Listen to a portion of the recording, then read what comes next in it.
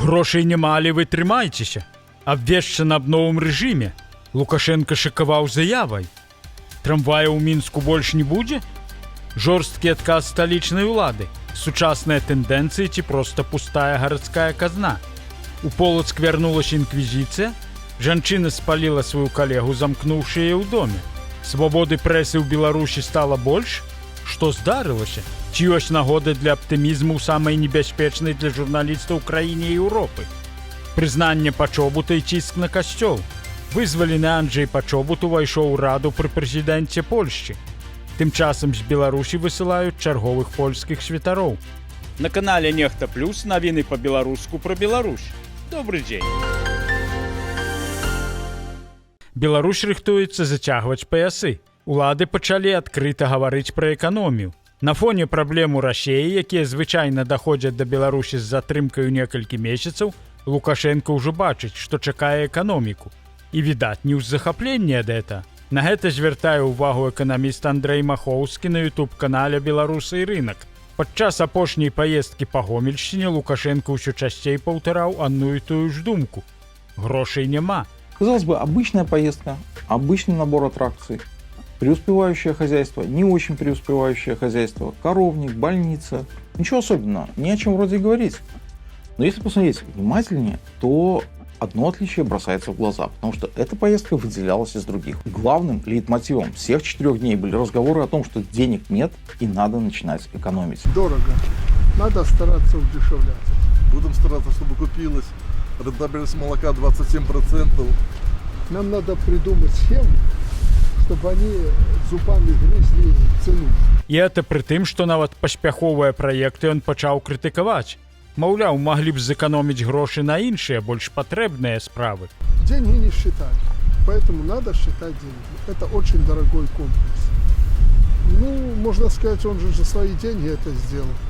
Но тоже вопрос, как за свои, если мы датируем сельское хозяйство.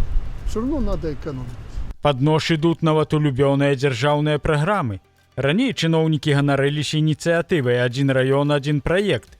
Але цяпер Лукашенко ўжо сумняваецца. Можа, у якім раёне ўвогуле не патрэбны які праект? Эканомія дайшла і да сельскай гаспадаркі. Замест палацаў для цялят ён прапануе будаваць прасцей. Старацца замест металу выкарыстоўваць дрэва. І гэта толькі пачатак. Лукашенко ўжо намякнуў, што занадта дорага абыходзіцца нават медыцына. Надо разобраться, чтобы мы не тратили лишние деньги, а сконцентрировали их у него. И то, что нам не надо, то не надо. Я не за то, чтобы позакрывать там ФАПы, больницы участковые и так далее. Но надо посмотреть, где надо. Когда Лукашенко в начале февраля приказал отключить белорусам свет, это была просто первая ласточка НЭПа, новой экономичной политики. Не путать с новой экономической политикой, потому что аббревиатура такая же, а смысл совсем другой. Фактычна гаворка ідзе пра новую рэальнасць. Рэжым жорсткай эканоміі. І, як звычайна, эканоміць будуць не на сістэме, а на людзях. У Мінску трамваяў больш не стане. Прынамсі пакуль. Улады ўжо закупілі 20 новых вагонаў ад Белкамунмашу. Але на гэтым паўза. Кажуць, справа ў высокім кошце і неабходнасці дадатковай інфраструктуры. Гэта пытанне абмяркоўвалі ў эфіры «Мінск навін» вядучы Дмітрый Партон и кіраўнік столичного транспорта Юрий Супранович. В плане увеличения подвижного состава мы пока не видим такой необходимости, поскольку вы правильно сделали акцент. Это очень дорогостоящее приобретение для города, в том числе и улично-дорожная сеть под строительство тоже требует определенных существенных материальных затрат. Мы видели, сколько на Якуба Колоса раз переделывался за последние 20-30 лет эти трамвайные пути. Да. Поэтому, как я говорил выше, у нас на данный момент акцент по приобретению троллейбусов личным автономным ходом. Таким чынам акцент будзе рабіцца на троллейбусы з павялічаным аўтаномным ходам. У 2026 годзе плануюць закупіць 129 адзінак тэхнікі, пераважна электратранспарту. Так што новыя трамваі цяпер не ў прыярытэце. У Гродзенскім раёне патушылі буйны лясны пажар. Агонь ахапіў каля 10 гектараў. 2 траўня ўвечары каля вёскі ўзбярэж людзі заўважылі дым і выклікалі ратавальнікаў. Да таго моманту полымя ўжо распаўсюдзілася па лясным масіве. У тушэнні ўдзельнічалі больш за 6 дзясяткаў чалавек і 15 адзінак тэхнікі. Разам працавалі супрацоўнікі МНС і лясгаса. Праз некалькі гадзін пажар удалося цалкам ліквідаваць. Галоўнае, абышлося без пацярпелых. Чаго не скажаш пра пажар у Полацку. Там у манастыры спалілі жанчыну.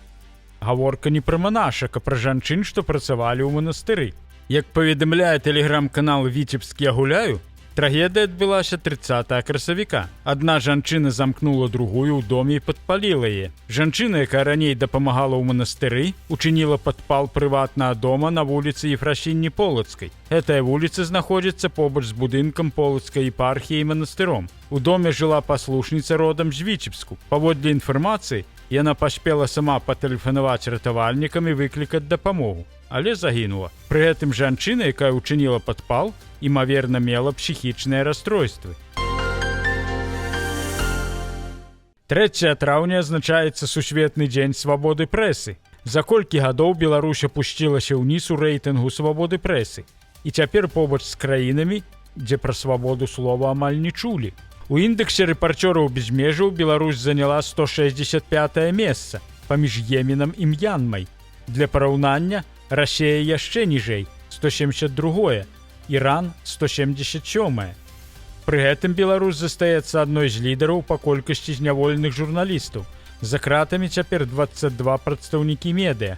Арганізацыя ўжо звярнулася ў міжнародны крымінальны суд, заявіўшы пра беспрэцэдэнтныя рэпрэсіі супраць журналістаў. Фактычна Беларусь называюць самай небяспечнай краінай Еўропы для працы СМІ. Праўда, нагода для сумнага аптымізму ўсё ж ёсць. Летась Беларусь была на 166 месцы. З такімі тэмпамі за 1,5 стагоддзя выйдзем на перадавыя пазіцыі. Вядомы беларускі журналіст польскага паходжання Анджэй Пачобут увайшоў у склад рады па справах польскай дыяспары і палякаў за мяжой пры прэзідэнце Польшчы. Адпаведнае рашэнне 2 траўня ў Варшаве падпісаў прэзідэнт Караль Наўроцкі. Разам з Пачобутам у раду ўключана і былая кіраўніца Саюза палякаў у Беларусі Анжаліка Борыс. Гэтае прызначэнне стала прызнаннем іх шматгадовай дзейнасці на карысць польскай супольнасці за межамі краіны. Нагадаем, Анджэй Пачобут выйшаў на волю ў выніку абмену на беларуска-польскай мяжы па формуле 5/5. У 2023 годзе гарадзенскі суд прысудзіў яму 8 гадоў калоніі. У зняволенні журналіст неаднаразова трапляў у штрафны ізалятар, яго здароўе значна пагоршылася. У 2025 годзе Пачобут быў удостоены прэміі Сахарова, а таксама ўзнагароджаны ордэнам Белага Арла, найвышэйшай дзяржаўнай узнагародай Польшчы. У 2024 годзе ён стаў ганаровым грамадзянінам Варшавы. Тым часам стаў вядомы яшчэ адзін сігнал ціску. У Беларусі не працягнулі дазвол на служэнне 3 польскім каталіцкім святарам. Як паведамляе хрысціянская візія, гаворка пра ксяндзоў Станіслава Мжыглуда, які шмат гадоў служыў у Браславе, Зянона Шчонсара, які працаваў у Відзах, і францішканца Вальдэмара Куяву, які шмат гадоў служыў вікарыям у Удзеле на Глыбоччыне. Усе яны павінны пакінуць Беларусь ужо ў гэтым месяцы. Такое рашэнне прыняў паўнаважаны па справах рэлігіі і нацыянальнасцяў Александр Румак. Пры гэтым частцы іншых замежных святароў дазволы ўсё ж працягнулі, але толькі на паўгода. Падобныя выпадкі ўжо былі раней. У пінскай дыяцэзіі польскім ксяндзам таксама адмаўлялі ў прадаўжэнні служэння. Фактычна гаворка ідзе пра выбарачнае выцісканне замежных святароў з Беларусі. 3 траўня ў Польшчы адзначаецца Дзень Канстытуцыі, якая мае дачыненне і да Беларусі. Эта канстытуцыя была прынятая роўна 235 гадоў таму і была першай у Еўропе і другой у свеце. Яе стварылі ў Рэчы Паспалітай, дзяржаве, у склад у якой уваходзілі і беларускія землі. Гэта была спроба выратаваць краіну, умацаваць уладу, абмежаваць анархію і даць больш правоў грамадзянам. Але праіснавала яна нядоўга, усяго каля года.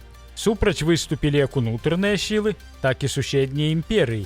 У выніку Рэч Паспалітая была падзеленая паміж суседнімі дзяржавамі. І ўсё ж Канстытуцыя 3 траўня засталася сімвалам таго, што нават у складаныя часы можна было думаць пра свабоду, правы і будучыню. Мы таксама думаем пра будучыню, і хутка ў нас на канале з'явіцца яшчэ больш кантэнту, у тым ліку беларускамоўна, а выпускі навінаў будуць выходзіць 2 разы на дзень. Заставайцеся з намі. Мы ж з вами развітваемся да заўтра. Усяго вам найлепша.